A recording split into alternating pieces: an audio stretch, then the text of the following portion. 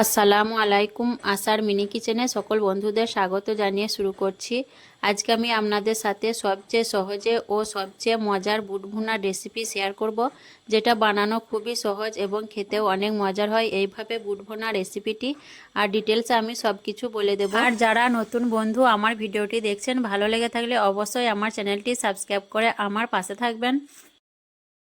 এখানে দেখুন একটা বড় বাটির মধ্যে আমি রাত্রের বেলায় 2 কাপ বুটের ডাল ভিজিয়ে রেখেছিলাম। ছোলা বা বুট যাই বলেন না কেন।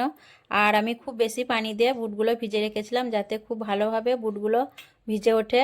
আর সারা রাত ভিজেছে। আবার তারপরের দিন দুপুরের দিকে আমি বুটটা ভুনা করে নিচ্ছি। আর বুটগুলো দেখুন খুব ভালোভাবে ফুলে উঠেছে, খুব ভালোভাবে ভিজে গেছে বুটগুলো যত বেশিক্ষণ ভিজিয়ে রাখবেন ততই কিন্তু খুব ভালোভাবে সেদ্ধ হবে। এইদিকে দেখুন একটা ছোট হাঁড়ির মধ্যে আমি ছোলা বা বুটগুলো খুব ভালোভাবে ধুয়ে পরিষ্কার করে নিয়ে নিয়েছি। আর বেশ কিছুটা পানি দিয়ে দিয়েছি সেদ্ধ করার জন্য।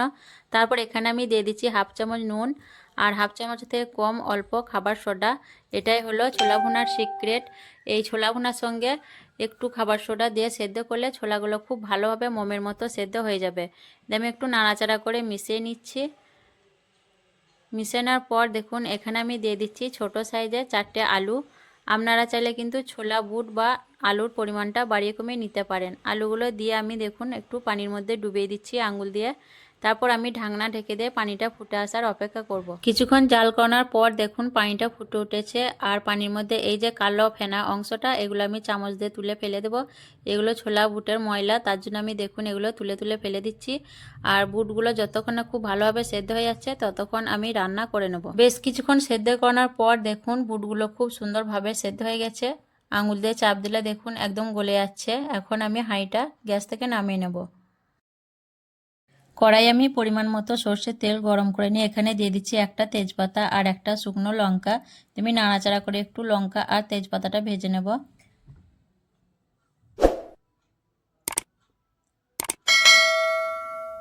লঙ্কা আর তেজপাতা একটু নাড়াচাড়া করে ভেজে নেওয়ার পর এখানে আমি দিয়ে দিচ্ছি দেখুন পেঁয়াজ কুচি। এখানে আমি 5-6টা পেঁয়াজ নিয়ে নিয়েছি। পেঁয়াজের সাইজগুলো ছোট ছিল, তার জন্য আমি বেশি করে একটু পেঁয়াজটা নিয়েছি।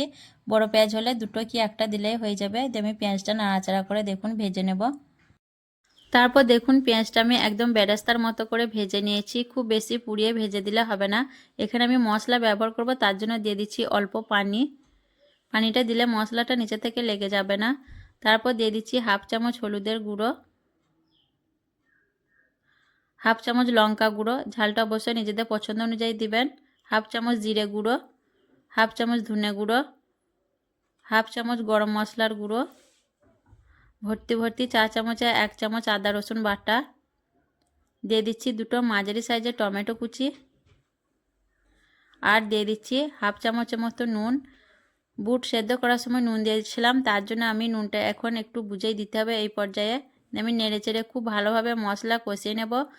আর আমি ছোলা আর আলুর পরিমাণ হিসেবে মশলাগুলো ব্যবহার করেছি। আপনারা যদি কম বেশি রান্না করেন সেই ক্ষেত্রে মশলাটা পরিমাণ হিসেবে দিয়ে দেবেন। আমি নাড়াচাড়া করে মশলা খুব ভালোভাবে কষিয়ে নেব, যাতে মশলা থেকে তেলটা ছেড়ে দেয়। মশলা দেখুন আমি খুব ভালোভাবে কষিয়ে নিয়েছি, আর মশলাটা থেকে তেলটাও দেখুন খুব ভালোভাবে ছেড়ে দিয়েছে। এখন আমি এর মধ্যে দিয়ে দেবো সেদ্ধ করে রাখা আলুগুলো। আর আলুগুলো দেখুন আমি হাত দিয়ে এভাবে করে একটু ম্যাশ করে দিয়ে দিচ্ছি। এখানে আমি 4টে আলু ব্যবহার করেছি ছোট সাইজের। আলুগুলো দেওয়ার পর আমি আবারও নেড়েচেড়ে মশলার সঙ্গে আলুগুলো একটু ভেজে নেব। আলুগুলো একটু নাড়াচাড়া করে ভেজে নেওয়ার পর দেখুন এখানে আমি দিয়ে দিচ্ছি অল্প পানি দিয়ে আবারও আমি আলুটা মশলার সঙ্গে ভালোভাবে কষিয়ে নেব। এতে করে আলুর মধ্যে নুন ঝাল মশলাটা ভালোভাবে ঢুকে যাবে আর আলুটাও খেতে ভালো লাগবে। আলুটা দেখুন আমি খুব ভালোভাবে কষিয়ে নিয়েছি। আর আলু থেকে দেখুন যখন তেলটা এইভাবে করে ছেড়ে দেবে সেই পর্যায়ে আমি দিয়ে দিচ্ছি সেদ্ধ করা রাখা বুটগুলো। আমি নাড়াচাড়া করে খুব ভালোভাবে আলু মশলার সঙ্গে বুটটা নেড়েচেড়ে মিশিয়ে নেব কিছুক্ষণ ধরে। বেশ কিছুক্ষণ ধরে আমি খুব ভালোভাবে নাড়াচাড়া করে আলু আর মশলার সঙ্গে বুটগুলো মিশিয়ে নিয়েছি। এখন আমি এর মধ্যে দিয়ে দিচ্ছি দেখুন 4টে কাঁচা লঙ্কা, আর দিয়ে দিচ্ছি বেশ কিছুটা ধনেপাতা কুচি। এবার এগুলোকে খুব ভালোভাবে নাড়াচাড়া করে মিশিয়ে নিলেই কিন্তু আমাদের বুট ভুনাটা হয়ে যাবে। এই বুট ভুনাটা যে কতটা পরিমাণ মজা, একবার বাড়িতে না বানালে আপনারা কখনোই বুঝতে পারবেন না। এই রমজানে এইভাবে বুট ভুনা করতে পারেন, দেখবেন ভীষণ মজা। আপনারা চাইলে ছোলাটাকে সেদ্ধ করে পলিথিনে বা বক্সে ভরে রেখে ফ্রিজে রেখে দিয়ে যে কোনো সময় বের করে বানিয়ে নিতে পারবেন যখনই মন চাইবে। তো আজকের এই ছোলা বুট ভুনা রেসিপি কেমন লেগেছে অবশ্যই কমেন্টে জানাবেন। ভালো লাগলে লাইক করবেন, শেয়ার করবেন আর আমার চ্যানেলটি সাবস্ক্রাইব করে আমার পাশে থাকবেন। আসবো আবারও অন্য কোনো রেসিপি নিয়ে। সকলে ভালো থাকবেন, সুস্থ থাকবেন। আল্লাহ হাফেজ।